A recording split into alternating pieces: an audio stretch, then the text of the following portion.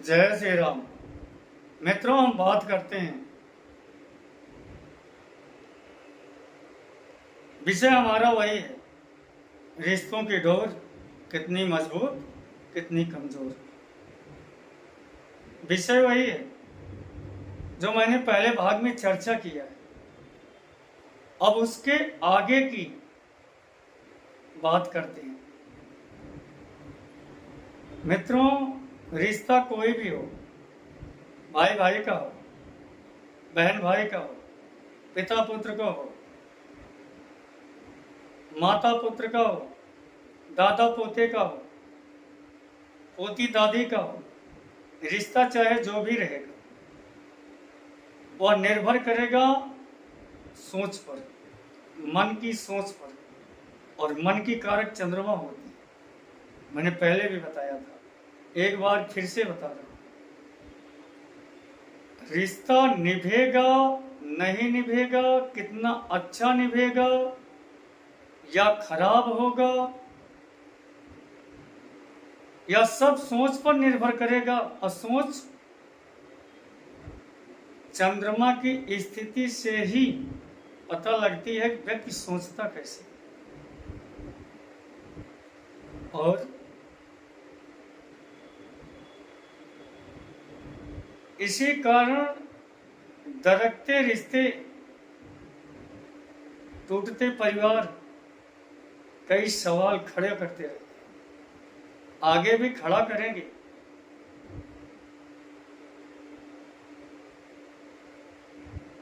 तभी यह एक सुलभ संदेश है सभी के लिए। जब कभी अपने बेटे का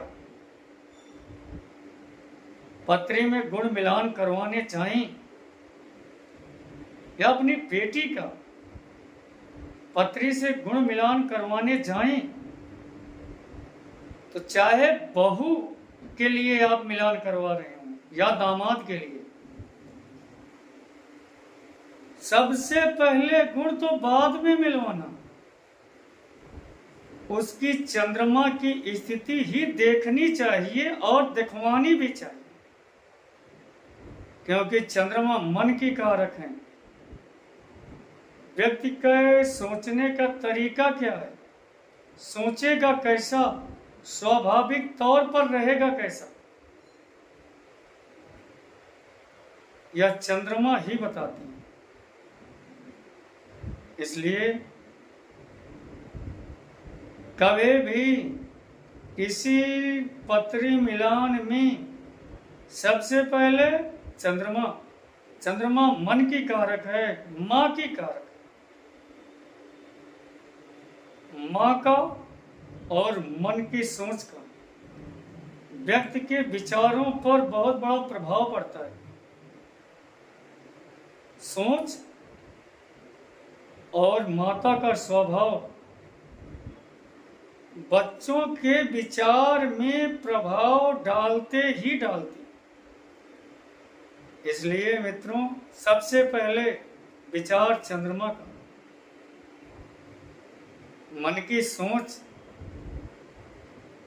अव्यय है। सोच का कभी व्यय हो ही नहीं सकता। इसलिए जितना बेटी के लिए दामाद को जानना जरूरी है,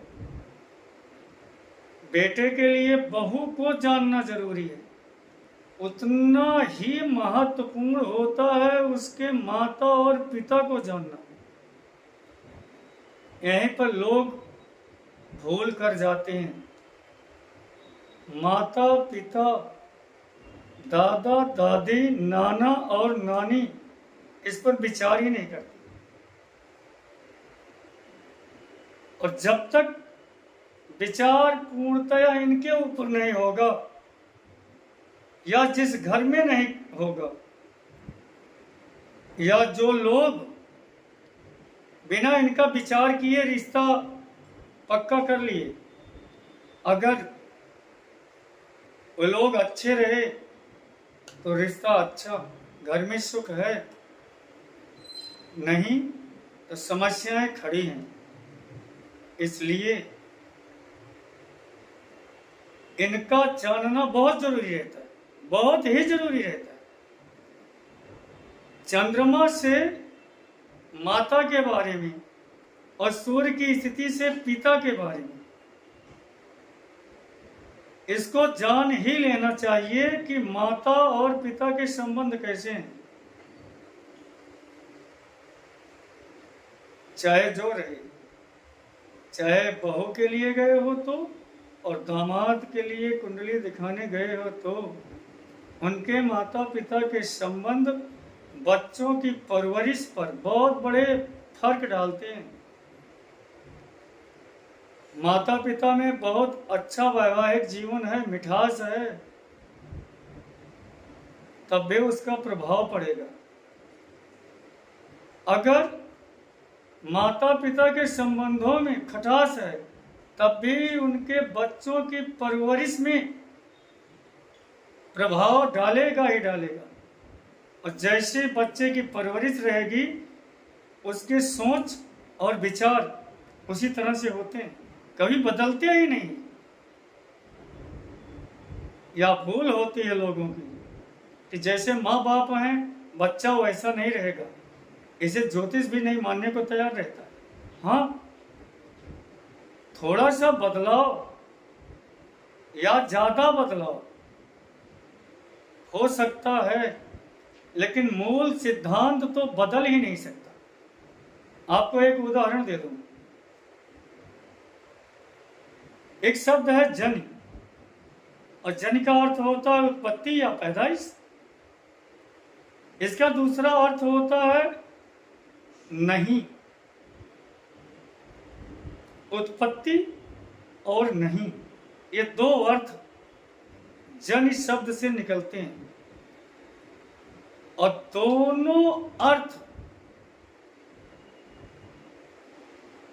जहां भी लगेंगे वो उत्पत्ति ही बताएंगे।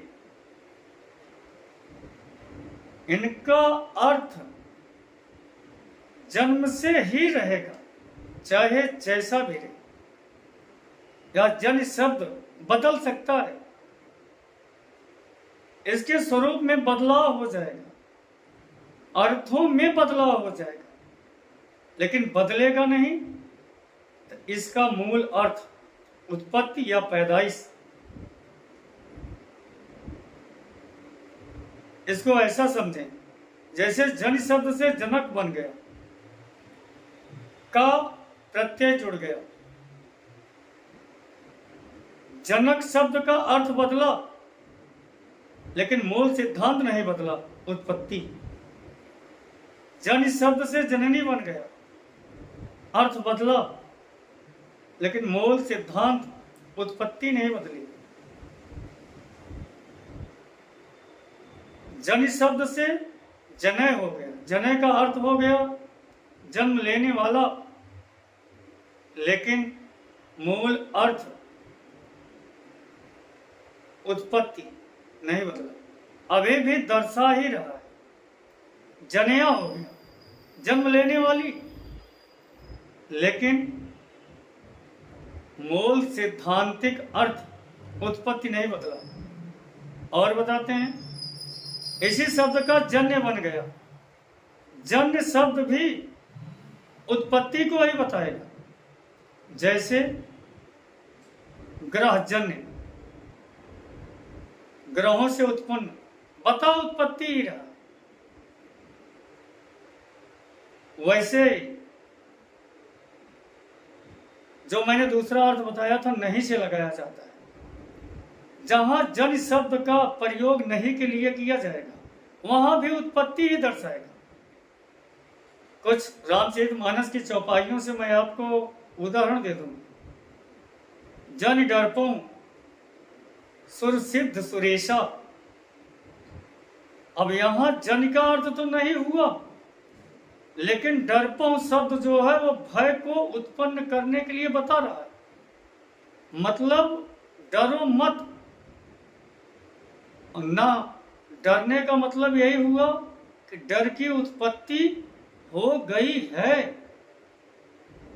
डर उत्पन्न है। उत्पत्ति ही बताई। जन आचरज करो मन माही, मन में आश्चर्य मत करो, अर्थात मन में आश्चर्य की उत्पत्ति हो गई।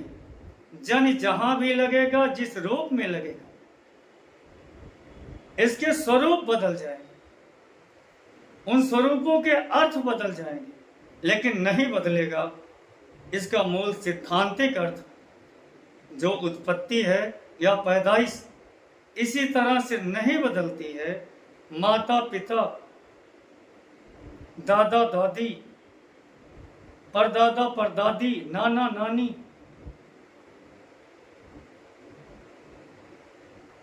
इनके द्वारा उत्पन्न या उत्पत्ति के मूल सिद्धांत, मूल विचार, उसमें बदलाव, स्वरूप कोई भी रहे, लेकिन मूल सिद्धांत बदलता ही नहीं है। इसलिए मित्रों, बहुत जरूरी होता है, बेटे के लिए रिश्ता देख रहे हो या बेटी के लिए, सबसे पहले देखो जहां पर गए हो उसके माता और पिता के संबंध जानो, दादा और दादी के बीच के रिश्ते,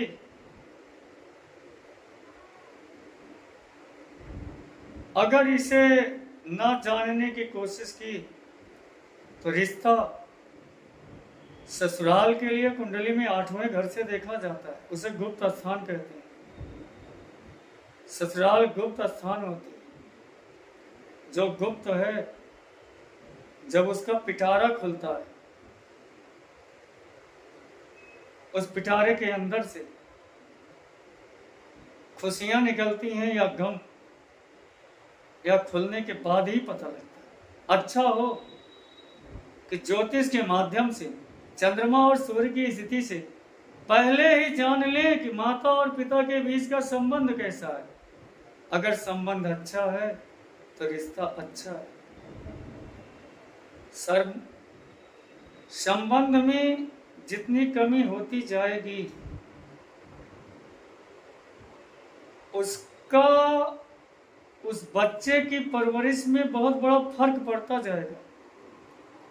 और जैसे